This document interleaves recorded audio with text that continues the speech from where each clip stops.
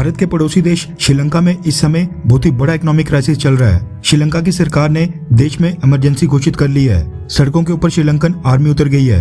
आम लोग दंगे फसाद कर रहे हैं, प्रदर्शन कर रहे हैं, जिसके चलते social media sites Facebook, Twitter, Instagram और व्हाट्सएप इन सब के ऊपर फिलहाल के लिए बैन लगा दिया गया है। कई जगह के ऊपर इंटरनेट और कॉल सर्विसेज भी प्रभावित की जा रही हैं। ऐसे में पड़ोसी के काम आता है। इस बात के ऊपर अमल करते हुए भारत ने भीषण आर्थिक संकट से जूझ रहे पड़ोसी देश श्रीलंका की मदद के लिए हाथ आगे बढ़ाया है। भारत की ओर से श्रीलंका को 40,000 टन चावल की मदद भेजी जा रही है, ताकि वहां पर महंगाई की वजह से लोगों की रोटी छीनने की जो नौबत आ गई है उससे उनको थोड़ी राहत मिल सके और लोग कम से कम भुखमरी से ना मरें। पिछले कुछ हफ्ते के अंदर कई बिलियन डॉलर्स की मदद के साथ साथ हाल ही में श्रीलंका में जब डीजल खत्म होने के कारण वहां पर पब्लिक ट्रांसपोर्ट बिल्कुल बंद हो गए थे, तब भारत ने ही श्रीलंका को 40,000 मैट्रिक टन डीजल भेजा था। श्रीलंका के हॉस्पिटल्स में इलाज रुकने के बाद भारत के विदेश मंत्री डॉक्टर एस जयशंकर साहब ने खुद ही इंटरवीन किया था और भारत ने मेडिकल सप्लाईज सुनिश्चित की थी। कहने का मतलब है कि जब श्रीलंका अच्छी स्थिति में था तब वो चाइना का साथ देता था, लेकिन आज जब मुश्किल स्थिति में आया है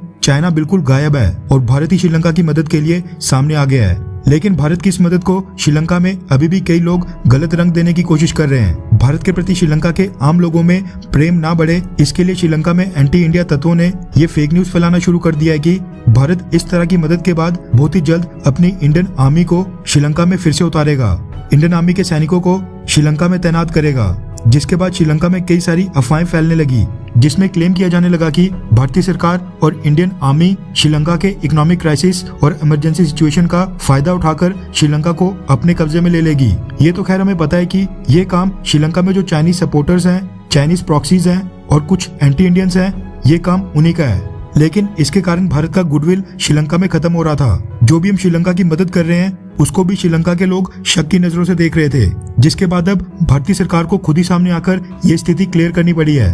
पिछले कल श्रीलंका में जो भारत की एम्बेसी है उसने एक ऑफिशियल स्टेटमेंट जारी करके बोला है कि श्रीलंका में जो भारत का हाई कमीशन यानी कि उच्चायोग है वो मीडिया के एक वर्ग में झूठी और पूरी तरह से निराधार खबरों का जोरदार खंडन करता है, जिसमें बताया जा रहा है कि भारत अपने सैनिकों को श्रीलंका भेज रहा है। भारतीय उच्चायोग ऐसी गैर जिम्मेदाराना रिपोर्टिंग की भी निंदा करता है और उम्मीद करते हैं कि संबंधित लोग अफवाह फैलाने से बाज आएंगे। भारत ने कहा कि हम श्रीलंका में अपनी आर्मी फिलहाल के लिए नहीं उतार रहे हैं। इस स्टेटमेंट को भारत की श्रीलंका में जो इंडियन एम्बेसी का ट्विटर अकाउंट है उसके द्वारा 3 भाषाओं में अलग अलग ट्वीट किया गया था, जिसके स्क्रीनशॉट आपकी स्क्रीन के ऊपर भी हैं। भारत ने अपनी तरफ से साफ कर दिया है कि भारत श्रीलंका में अपनी आर्मी नहीं उतारेगा, लेकिन जिस हिसाब से श्रीलंका में आम लोग और ऑपोजिशन की पॉलिटिकल पार्टीज सड़कों पर उतरकर प्रदर्शन कर रही है, उसको देखकर ऐसा लग रहा है कि श्रीलंका में सिविल वॉर या गृह युद्ध एक बार फिर से शुरू हो जाएगा। वैसे अभी तक तो श्रीलंका सरकार ने भारतीय सेना की मदद नहीं मांगी है, लेकिन अगर वहां पर सिचुएशन आउट ऑफ कंट्रोल होती है और श्रीलंका की सरकार